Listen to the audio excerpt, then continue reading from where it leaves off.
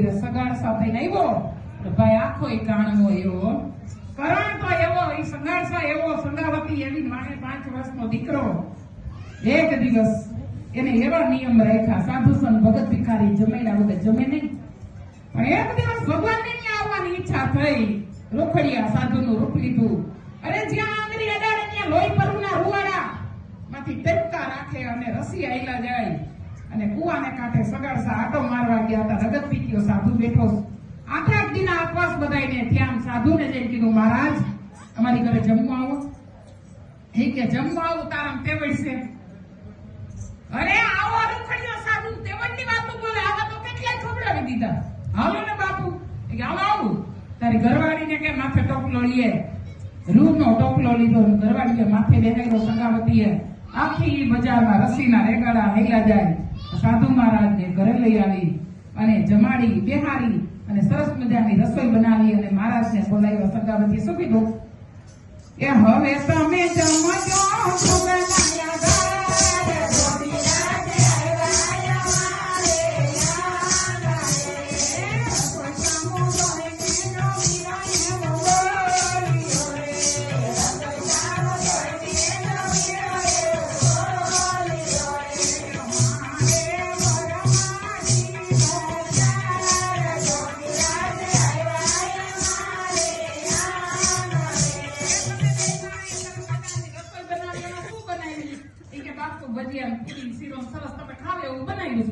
અરે અમે તો આ રખડિયા સાધુ કહેવાય અમે આવું નો ખાય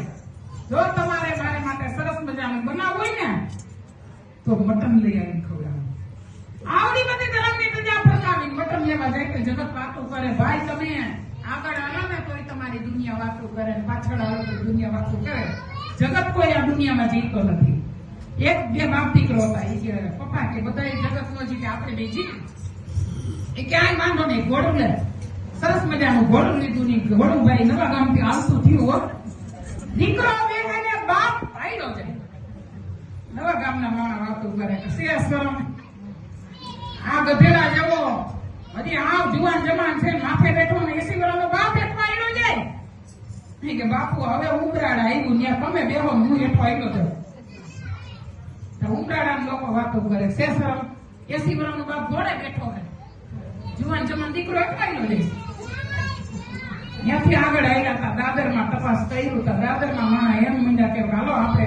બે બાપ દીકરો ઘોડે બે તો દાદરમાં માને વાતો કરે સે શરમ બાપ દીકરો બે કાપે દેવી ગયા કે બાપુજી હવે ત્યાંથી આગળ કયું કામ આવે ખીચડી ત્યાં આગળ આવ્યા કે હાલો આપણે એમ કરી ઘોડી બધા આયલી જઈને આપણે હાયલા જઈ બાપ દીકરો હાયલા જઈને ઘોડી ઠામે ઠામી જાય સે શરમ પિસ્તોલ જેવી ઘોડી બે હાયલા જાય જગત કોઈ જીતે નહીં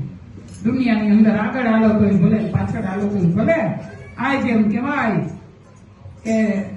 સાધુ મહારાજને વચન લેવા જાવું કેવી રીતે જાવું પણ શરમના માયરા સગાડસા સામુના કસાઈ વાળી ગયા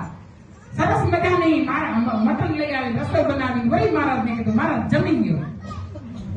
અરે હું જમી તો લઉં પણ આ શેનું છે બકાનું બોકડાનું કે બાપુ ઈ ખબર નથી અરે અમે તો અઘોરી સાધુ કહેવાય અમારે જમવા માટે એમ કહેવાય કે કોઈ કુકડા બાળકની રસોઈ આપો ને તો અમે જમી અરે સગાડસા ભૂજવા માંડ્યા હો ભાઈ અરે ભગવાન કુકડું બાળક તો ઠીક પણ જગતમાં ક્યાંય એવી દુકાન નથી કે માણસ મળે હજી આવી યુનિવર્સિટીમાં ક્યાંય તમે સાંભળ્યું કે દુકાન માણસની છે એમ એટલે કીધું કે વાલા મારા માણસ